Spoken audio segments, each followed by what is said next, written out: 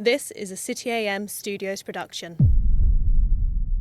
Hello and welcome back to Business as Usual, brought to you by Okta, with me, Martin Kimber. And me, Matt Kenyon. Coming up, the discount retailer B&M is struggling, whilst Brits are rushing to sell gold to pawnbrokers to pay the bills. We're joined by a government minister to ask just how much the unrelenting dash for net zero is actually going to cost. Plus, we dissect City AM's first ever football power list, with all the big names, both on the pitch and in the boardroom. Now, it has been a pretty drizzly week in the city, but the news gods are still mercifully shining down upon us. So I am delighted to say that we're joined by the square mile supremo that is Michael Hunter. Good morning. Michael, welcome back. How are you doing? Very well, thank you. Thank you for having me. Well, it's great to have you here. And first off, and I know you've been writing about this, Michael, there's been some new data which is out, which shows that for the first time since November 2024, more money is being pumped into UK equities than being drawn out of them. And it looks like that could be, in part, thanks to London. What's going on there? It could be a sign, one of the first green shoots, that the gloom that's been over the square mile for so long may be beginning to lift. No one tell Felix. He'll just an optimistic news. That's brilliant. Now, this data comes to us from a very well-placed company, a very interesting square mile story in itself, actually, a firm called Calastone, which is a network of funds. In 2007, it sought to modernise how other funds communicate with each other and how they do business. And its data is based on actual transactions. It's not a survey. No one's rung up. It's actual money actually moving. And they found that for the first time since November 2024, more money has gone in May into UK equities. Now, they say themselves this is too early to call a complete reversal. They also referred to it as something of a surprise, but it stood out against equities in other places, in other centres. And there's a feeling that after London has struggled for a while, for various reasons which we've covered in great detail, from Brexit to political uncertainty to some unease over certain regulatory oversight mechanisms, and all of that, we are now looking at a picture where valuations are such that they're looking a little bit more attractive in a wider picture where people are looking for yield and seeking bigger returns. So in their report, they talk about near record demand for mixed asset funds. Yes. For the layman amongst the audience, what does that mean? Well, those are a bit of a hedge. They have a little bit of everything. So when bonds are doing terribly well and yields are going up because governments and those issuing the bonds are trying to get you to buy them, those yields are rising. Often investors will be moving into those areas to try and make use of those yields, but you don't want to leave too much behind if you're running a mixed asset fund. So you have some money market stuff in there, you have some stocks in there. So you buy the volatility a bit, but you also work to secure the rest of your... Exactly, Matt. It's a bit like a pivot. So it shows that people are trying to be a little bit more careful. They're not going gung-ho straight for risk, neither are they fleeing for the exits. They're going down the centre way, the third way, if you will, with those funds. And those were the big standout latter-day Bill Clinton. Winners, sort of, in money fund terms. It would be very similar to that kind of thing. Blair of funds. And we've been waiting for this for a while, haven't we? We've been waiting for this kind of picture to emerge. I was going to ask, does this play into... So for years, people have said, the FTSE 100's underpriced, and it's only a matter of time before it comes back and people realise just how cheap these companies are. I mean, I'm looking at it here. The FTSE 100's done 4% year to date. Sure. The S&P's done nearly 11. Sure. So is this actually good news for the London stock market? It could be the start of a catch-up period. It genuinely could. Don't forget, London's FTSE 100 has hit a record high recently.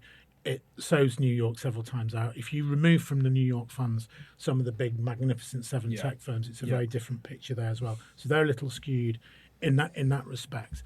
But I think the story with the FTSE has been one of wider uncertainty relating to the kind of political turmoil we've seen in London. And while that's still going on, those valuations are now looking as though they're ready for people to come in. Calastone themselves say, calm down, let's not run too quickly. Don't get too excited about our data. I could see that part of their release, I think, is aimed at people like us to say, no, don't be too hysterical. Fast, Leave with your quickly. podcast. They knew what they knew. They thought business as usual are going to read too much into They're this. going to be hopping and skipping around. But that said, you are quite right, Martin. There is definite room for London to catch up. And you can see that also in some of the M&A that we've seen. You know, there's been a space of M&A on the 100 and the 250. So big international buyers are moving in as well. And I think if we get some stability and if we get some clarity and if this trend sticks, the story into the back of the year could be one of London going up through the gears. Excellent. Michael, why is it that the discount retailer B&M is having such a tough time at the moment? Well, B&M is getting squeezed. Big discount retailer. It's got over 700 stores in the UK, about 150 in France, where it's known as Heron. And people go there to save money. General retail stuff, homewares, you would think all would be discounted. all the rage at the moment. But what's happening wider in retail is there are other websites doing the same thing. And the people who've been going to B&M for a long time are looking elsewhere to save their money. And maybe people aren't trading down as much into B&M. Yeah. That said, the company has been able to lift its shares today. Although its profit was down by almost 47% to £227 million, the share price reaction has been pretty strong. They're up about 16%, because I think the analysts of the Square Mile were a little bit worried that it could have been even worse. And the chief executive there has initiated a B&M Back to Basics campaign where they are doubling down on discounts and the kind of product ranges that people really want to go there for. And there are signs that that's beginning to come through. So like the FTSE 100, it could be that B&M, which fell off it in 2024 and has never got back on it since, could be seeing the worst of its fortunes behind it. And I suppose we've talked quite a lot on the podcast recently about where you draw the line between essential and inessential shopping. And I suppose B&M's product range does sort of fall between the two of them. So Very this much is so. I was going to say, like, if you want something cheap, you're going to buy it on Amazon, because you don't have to leave your house, trudge around all the different shops, hope that they stock this thing, and then you're probably going to pay more because they have to pay business rates and employ people and blah, blah, blah. So, like, most people buy stuff on Amazon, but the stuff I don't buy is stuff I need on the day. Yes. And that tends to be Robert Dicey type stuff that I tend to need, like batteries or, hedge clippers or something like I'm not that. sure. Yeah, I'm not sure I'd want the very cheapest batteries. But anyway, I do. Well, it's interesting that B&M employs around 35,000 people and it serves around 4 million shoppers a week. So it's a big employer and there are people still going. What may be going on, according to some of the city analysts who really drill underneath the detail into all of this, is that kind of idea of leisure shopping is under threat a little bit more in ways which are just becoming clear now as we get further and further away from COVID. So the days of people going on a spree around B&M bargains or home bargains or going somewhere a little bit different to pick up some treats and maybe some stuff for the garden, that might be what's changed. We don't know. We'll work it out a little bit more in the future. I'm sure there'll be a lot of colour on this podcast and all over City M about it. But B&M and Home Bargains and those discounters are there at that part of the market, and they'll be most sensitive to those changes. Michael, one more thing to talk to you about. Why is it that so many Brits have been rushing to sell their gold to pawnbrokers? Well, Ramsdens had a record run, the London-listed high street pawnbroker, which also does a little bit of FX trading on the side. It's quite an interesting business. But their chief executive has told our city editor, Simon Hunt, that what's going on there is not so much people rushing in order to get emergency cash, liquidating assets. It's kind of house cleaning feel to it. So there's been these old bits of jewellery lying around for ages, may as well free up a little bit of liquidity. But I do think it's impossible not to get a sensation that it plays into this narrative that times have been hard, household budgets have been constrained. Those kind of feelings and fears have informed people's behaviour at these outlets that we've been talking about and at pawnbrokers and such. And it may be that we look at this update from Ramsdens and see another line in the sand. That could be the peak for them. If things are going to turn around, if we are getting growth coming in, if wages are coming up and that pressure on household budgets is easing, I do think we won't see quite such glittering numbers from high street pawnbrokers as we have seen this morning. Well, Simon spoke to the chief executive of Ramsdens a little bit earlier, and he actually told Simon what sort of gold people were selling. People who sell gold sell a small amount that they've got in the back of the drawer that they do not know the value of it. Our average transaction now for a gold purchase is about £600, and that literally is a few scraps of gold. It's a broken chain. It's a ring that was, my grandmother's, or I bought it 30 years ago and I've not worn it for 15 years. And it's speaking to those customers with a mind of what's in your jewellery box, educating them on what it could be worth, and then, converting them into doing something about it. Thank you very much, Michael. My Really pleasure, appreciate chaps. you. Anytime. Really appreciate you coming in. No worries. It's always good fun. Right, coming up after the break, we'll be joined by a government minister to learn how much the mad dash for net zero is actually going to cost households. Don't go away. This episode is brought to you by Okta. AI agents are everywhere now, quietly making decisions across organisations. That's great until you stop and think, who's in charge? If you don't know who an agent is, what it's connected to, or what it's allowed to do, you can't really trust it to act in your interests. That's the bit Okta focuses on. They secure the identity of AI agents, so there's one clear layer of control across the whole system.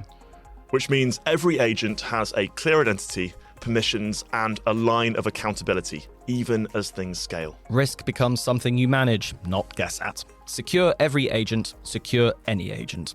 Okta secures AI. Welcome back to Business as Usual. Matt, good news. The government know that this podcast exists. Wow. We're on the grid. We are on the grid. On the list. They asked to come on the show. Not so good news, it was about the cost of net zero, which is huge, by the way. On Tuesday, the government set out its 7th carbon budget, which is a sort of regular review of how we're going to reach a carbon-free world. It sets a target of an 87% emissions reduction in the period 2038 to 2042, endorsed by the Environmental Audit Committee, whatever that is, and the Climate Change Committee.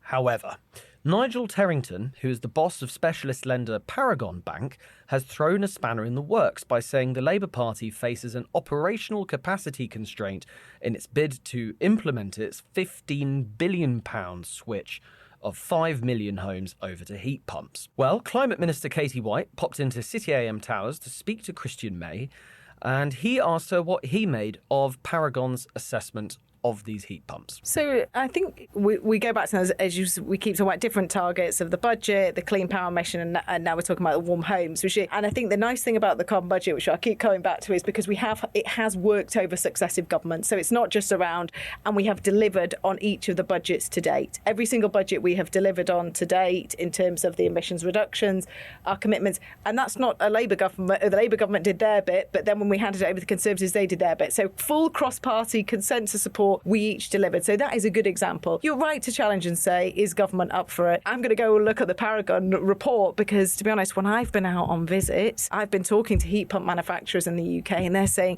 we have more capacity within our system. I've been to technical colleges meeting with apprentices who are training up, who are hugely excited about this opportunity, and boiler manufacturers who are retraining middle-aged, they were all gentlemen, but there were some women Not as old as Digby Jones, poor old Digby, but were retraining to do that. So they had as much of the capacity. And I know people who I've, spoken to amongst colleagues who are saying, I want it to change in my house and I can't get the people because there's so much demand going on that. So I think we are in hopefully a fortunate position where we can ramp that up. I will take it back to check whether we think there's a gap between that. Listen, we're always going to try and get ambition up there, but I also want a realistic delivery. And so that's why it's, great to come and talk to you, to hear. I want to be challenged. I want to see where the gaps are so that we can come together, because I do think this is a great opportunity for us. And that's just whether it's on those practicalities. It's also amongst the city, because, as we're sat here at City AM, there's green finance is something that for the City of London is an absolute area of expertise in which we, are keen to support and continue being the case. It is. And my final question then, since we're here in the city, is to get your thoughts on something which we've noticed happening a lot in recent months and over the last year or 18 months or so. Whilst government remains legally committed to that wider net zero by 2050 argument, that was also an ambition that, we saw a lot of businesses make their own net zero or climate neutral pledges, and they were having dates like 2030 in mind, etc. And we're seeing a lot of industries and businesses row back quietly, more often than not, row back from those commitments. We've seen it at Unilever. We saw it just last week at Burberry. We see the banking sector pulling back from all sorts of commitments that they made when perhaps it seemed like everyone else was doing the same in 2020, 2021.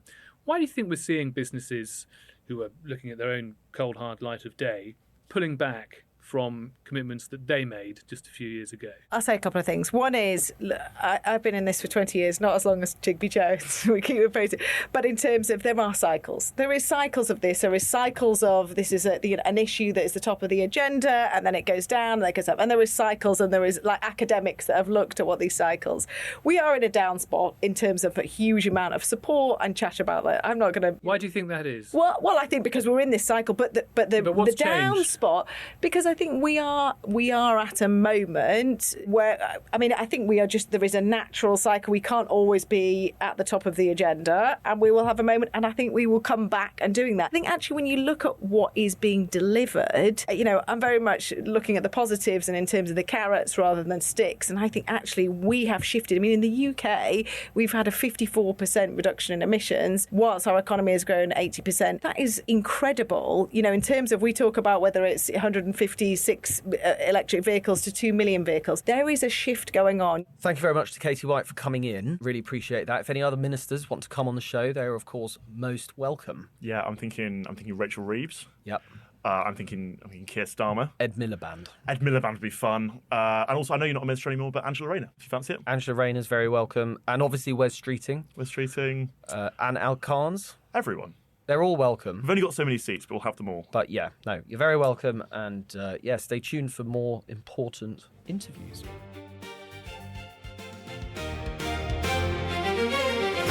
And finally, there is a big exclusive feature in the City AM sports pages today. It is our first ever football power list.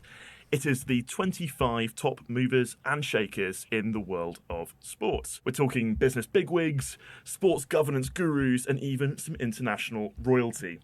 We have one of the authors of this list who has expertly and painstakingly compiled it, Matt Hardy, our deputy sports editor. Matt, welcome back. 2 days in a row. 2 days in a row. We're going to have to really keep you off after this for a moment. I'm make a note of that. But so we've got these 25 names. I mean, they're pretty wide-ranging. Some massive names who are some of the most famous people on earth. Also, some people who are more within the world of sort of sports governance. Some people who are, as I say, international royalty. Who are the biggest names on the list for you? What struck you when making it? What are your reflections on the list? Well, I should say, yes, this is the first City AM football power list. We hope this will be an annual thing.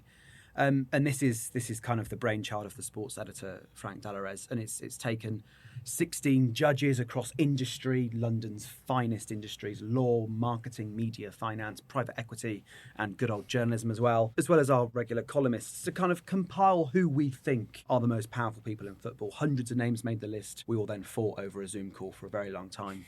How long was the Zoom call? It was well over an hour to get our list of 25. I mean, look, the top name, Gianni Infantino, if you don't know who he is, he's the one who seems to be beside President Trump all the time. Yeah, not an uncontroversial figure. Not an uncontroversial figure. In fact, kind of enjoys the controversy, I would say. He enjoys the limelight. And FIFA's headquarters for the FIFA World Cup this year are in Trump Tower in Manhattan. So, they're quite close. Trump does make the list because he is... So he's number 13. Can I ask what puts Donald Trump above Lionel Messi?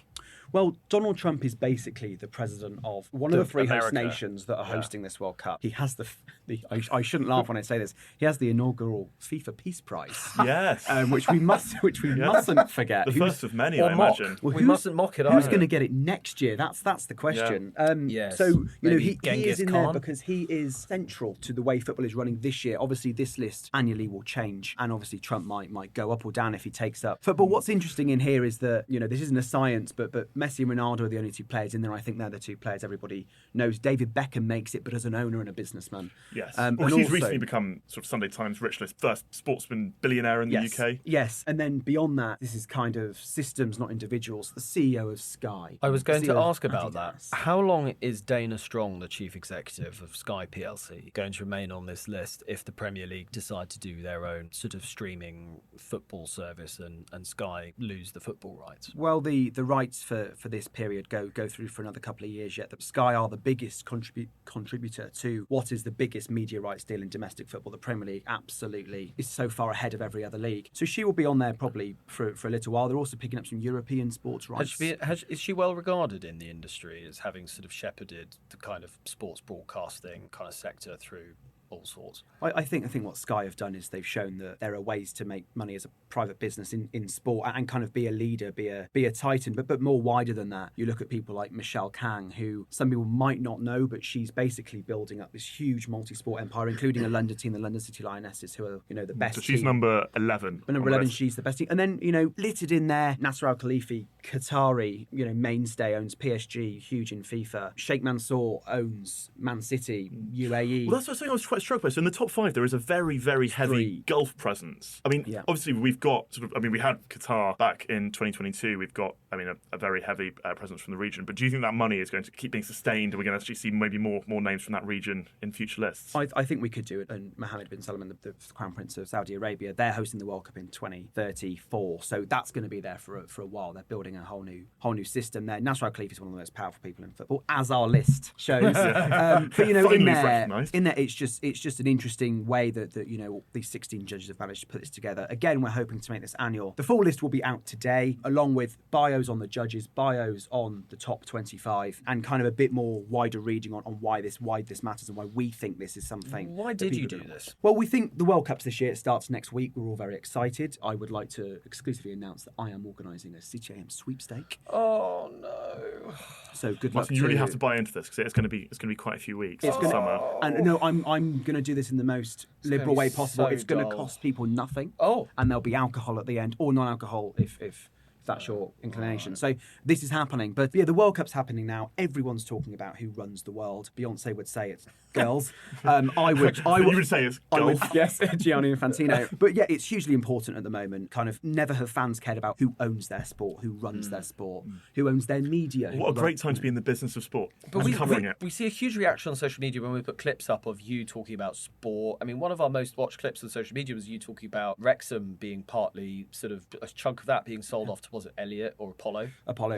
Equity, yeah. People do really care who owns their club. And a friend of mine was once asked to PR the Saudi takeover of Newcastle a few years ago. He nearly quit the PR agency over it because he really disagreed with it. I can do it in 10 seconds for you to wrap up nicely. In a world, this is going to sound really cringy, but in a world where everything's chaos and everything's mental, your sports club is at the heart of your community.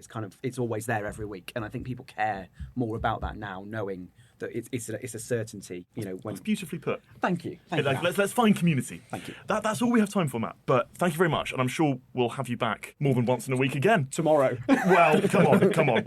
But thank you very much. Well, that's all we have time for today. Thank you very much for listening to Business as Usual, brought to you by Okta. Don't forget to subscribe to City AM's daily newsletter, and of course, don't forget to download our free app. It has puzzles and presumably lots of football content on it from now on. We'll be back in your podcast feeds tomorrow at 6 a.m. But for now, bye-bye. Goodbye.